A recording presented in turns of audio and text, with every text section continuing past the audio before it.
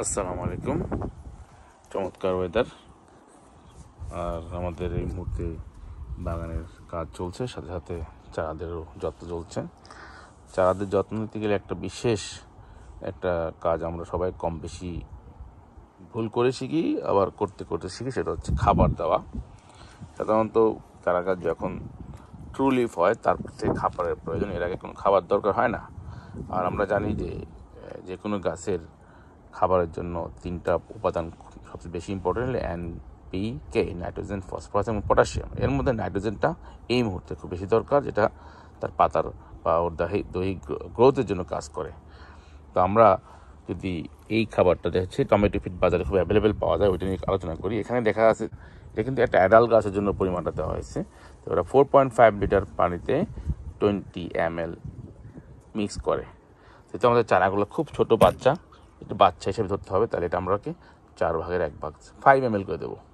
তাহলে এটা যদি 5 লিটার একটা গ্যালন হয় পানির, এখান থেকে দেখেন মেজার করে আমরা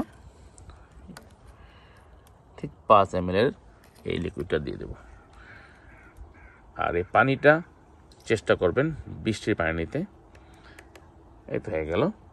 আর এটা এখানে দেবো, যেহেতু 10 লিটার আছে, তাহলে আমরা কত দেবো? 10 ml। কত ইজি! 5 লিটারে 5 ml, 10 লিটারে 10 ml এই দিয়ে। আবার বলছি, এটা বৃষ্টির পানি, মনে রাখবেন বৃষ্টির পানি সবচেয়ে বেটার। বৃষ্টির পানি দিলে খাবারই লাগে না অ্যাকচুয়ালি। তারপর একটু দেন, যেহেতু গাছগুলোর গ্রোথ দরকার, এখন এর মধ্যে খাবার লাগবে, বড় হচ্ছে, পাতা বের হচ্ছে নতুন নতুন। তবে একটা ইম্পর্টেন্ট জিনিস হচ্ছে যে আপনারা যখন এই পানিটা দিয়ে খাবারটা লিকুইডটা তৈরি করবেন, সঙ্গে সঙ্গে দেবেন না, 2 ঘন্টা এভাবে রেখে দেবেন, 2-3 ঘন্টা। আমি সাধারণত করি কি, আজকে করে রেখে দেবো, কালকে দেবো। তো আমি এরকম আমার রিজার্ভ থাকে, এরকম পটে করে আমি এটা ভেবে লক করে রেখে দেবো। তো আমি পরে দেবো, এটা সুন্দরভাবে ডাইলুট হয়, মিক্সটা হয় ভালোভাবে, অনুপাতটা ঠিক মতো যায়।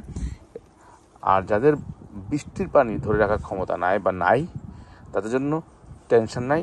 ঘরের পানি, যে পানিটা আছে, এটা 2-3 ঘন্টা নর্মালি বলে রেখে, বৃষ্টির পানি অনেকটা সফট এবং ঘরের যে পানিগুলো অনেক হার্ড, যাতে কোনো সমস্যা না হয়, এই জন্য আমরা কয়েক ঘন্টা নর্মালভাবে রেখে দেবো।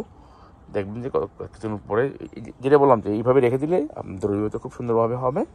তারপর আপনারা গাছের ট্রেতে দিয়ে দিবেন। এখন যেহেতু এদের গ্রোথটা খুব দরকার এবং খুব মানে খাইতে যাবে, এই জন্য আমি 1 সপ্তাহ দেবো টমেটো ফিড, আর 1 সপ্তাহ দেই নর্মাল বৃষ্টির পানি। আপনারা যদি বৃষ্টির পানির সাথে একটু অ্যাবসেন্ট তেল অ্যাড করতে চান, কোনো সমস্যা নাই। তো 1 সপ্তাহ বা 2 সপ্তাহ পর খাবারটা দিলে হবে গাছের সাইজ অনুযায়ী। আর বাকি সময়টা আপনারা বৃষ্টির পানি দিলে আপনার যে ভারসাম্যতা বা যেটা দরকার, প্রয়োজনীয় চারার যা যা দরকার তারা পেয়ে যাবে ইনশাল্লাহ।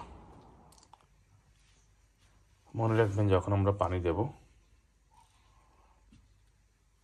এই দেখেন এই পুরো ড্রাই হয়ে গেছে না?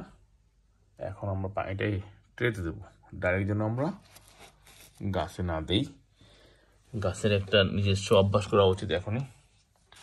এভাবে আমরা